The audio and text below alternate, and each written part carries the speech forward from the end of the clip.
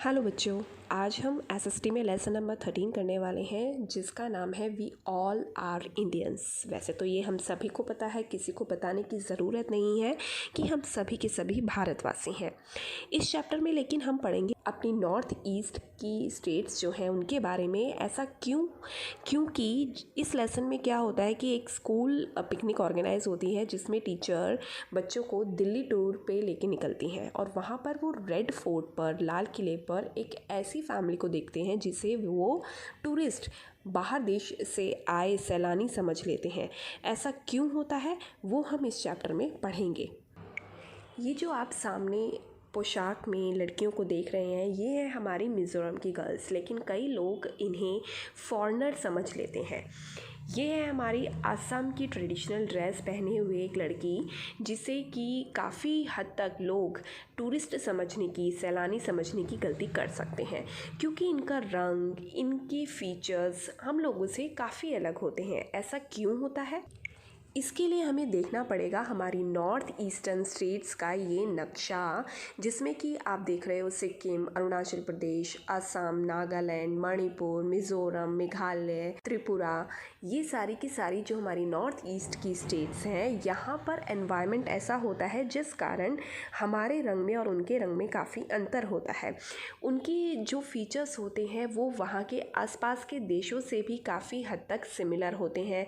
हमारे जो north east में पड़ोसी देश हैं वो है हमारा भूटान और चाइना।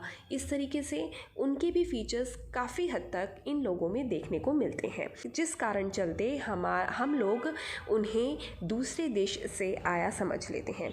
लेकिन जो हमारी नॉर्थ ईस्टर्न स्टेट्स के लोग होते हैं, इन्होंने भी भारतवर्ष में अपना नाम कमाया है, जिनमें से मुख्य है ये फेमस सिंगर हैं भूपेन हज़ारिका जी। उसके बाद बाईचुंग भूटिया, ये फेमस फुटबॉल प्लेयर रहे हैं हमारे इंडियन टीम के, और इन्हें तो हम पहले भी देख चुके हैं, इनके ऊपर तो मूवी भी बनी है। ये हमारी इंडियन बॉक्सर है मैरी कॉम। ये सारे के सारे नॉर्थ ईस्टर्न स्टेट से ताल्लुक़ रखते हैं और इन्होंने पूरे भारत में, इवन भारत में ही नहीं, इंटरनेशनली भी, दूसरे देशों में भी अपना नाम कमाया है।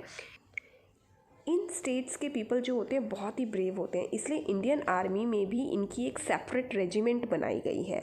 लेकिन अपनी एजुकेशन कंप्लीट करने के बाद, क्योंकि वहाँ पर इतने ज़्यादा सोर्सेज नहीं हैं, इसलिए जो वहाँ के लोग होते हैं वो अपनी हायर एजुकेशन के लिए या फिर सर्विस के लिए या बिज़नेस करने के लिए दिल्ली आ जाते हैं। दिल्ली में आकर ये अपने कस्टम्स और ट्रेडिशंस को ही फॉलो करते हैं। और वैसे भी हम देखते हैं कि जो दिल्ली है वो तो कैपिटल ऑफ इंडिया है, जिसमें डिफरेंट स्टेट से लोग अपनी एजुकेशन के लिए या सर्विस करने के लिए भी आते हैं। इसीलिए जो दिल्ली है उसे इंडिया का मिरर कहा जाता है, क्योंकि उसमें डिफरेंट हमें कल्चर, ट्रेडिशन से ताल्लुक़ रखने वाले लोग देखने को मिलते हैं। और हमारा पूरा भारत ही एक एग्जाम्पल है यूनिटी इन डाइवर्सिटी, अनेकता में एकता का। इन ईस्टर्न स्टेट्स को, जैसा कि हम पहले भी पढ़ चुके हैं, 7 सिस्टर्स कहा जाता है, क्योंकि ये सातों एक साथ इकट्ठे हैं और ऑलमोस्ट इनके जो पीपल इनमें रहते हैं वो काफ़ी हद तक सिमिलर ट्रेडिशन फॉलो करते हैं। तो इस तरीके से हम देखते हैं कि हमारे पूरे भारतवर्ष में यूनिटी इन डाइवर्सिटी देखने को मिलती है और अलग अलग जगह से लोग आते हैं दिल्ली में, क्योंकि वो ख़ास एक कैपिटल है हमारे इंडिया की, और उसमें इसीलिए हमें डिफरेंट रीजन के ट्रेडिशन देखने को मिलते हैं। तो ये छोटा सा लेसन था जिसमें कि हमने पढ़ा कि हम कैसे अलग अलग होते हुए भी वी ऑल आर इंडियंस, फिर चाहे हम नॉर्थ से हों, चाहे साउथ से, ईस्ट या वेस्ट, हम कहीं से भी ताल्लुक़ रखें, लेकिन हमारे जज्बात जो होते हैं वो भारत से जुड़े होते हैं। तभी हमें गर्व होता है जब कोई हमें इंडियन कहता है, और हम सर उठाकर कह सकते हैं कि yes, we all are Indians. अब वीडियो को देखने के बाद आप लोग वर्कशीट्स करेंगे, जिसमें से आपने मैच द कॉलम और ट्रू फॉल्स वाला क्वेश्चन बुक में ही करना है, और उसके अलावा जो दोनों क्वेश्चंस हैं वो आप अपनी कॉपी में करेंगे।